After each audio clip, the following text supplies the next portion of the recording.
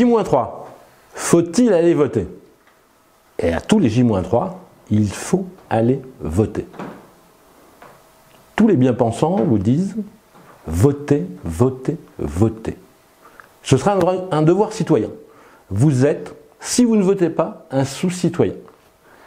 Conception particulière de la citoyenneté.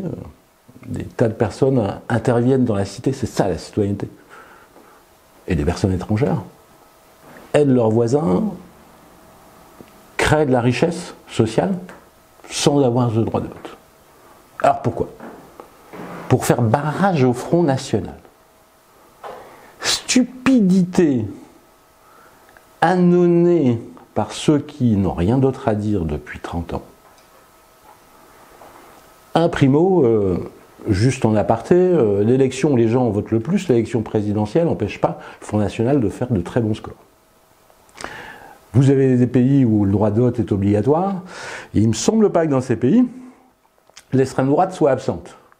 Et toutes les études montrent que les abstentionnistes votent à peu près comme tout le monde.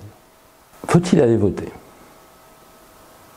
Certes, mais vous avez le droit. Et c'est le principe du droit, vous avez le droit de l'exercer ou pas. Sinon, ça devient une obligation. Et vous avez quelques bonnes raisons, parfois, de ne pas exercer le droit. Parce que ce droit, il n'est pas que pour vous. La démocratie, c'est une démocratie représentative, vous avez les élus. Et à un moment, alors je vais juste émettre trois points qui m'apparaissent importants pour que la démocratie revive et que les gens aient envie de voter. La première chose, c'est que vous élisez des sortants. Il n'est quand même pas aberrant qu'au bout de 6 ans, on puisse avoir un bilan. C'est le principe même de la démocratie, on leur délègue. Si au bout de 6 ans, vous n'avez pas de bilan, ben je pense que vous pouvez être interrogatif. Le deuxième élément, ben c'est sur la posture de nos élus. Et là, j'ai fait un petit billet sur cet aspect-là, et l'actualité, malheureusement, m'a donné raison. Quand vous êtes sur une campagne, vous pouvez vérifier les propos de certains candidats, qui est en dessous de la ceinture, où les personnes passent leur temps à critiquer leurs concurrents de la façon la plus abjecte parfois qui soit, je pense qu'on est en droit de s'abstenir.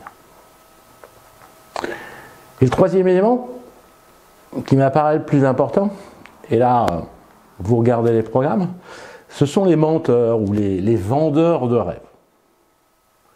Vous avez quelques spécialistes qui, dans les programmes, vous promettent des choses intenables, qui ne sont même pas dans les compétences de la collectivité pour laquelle ils postulent.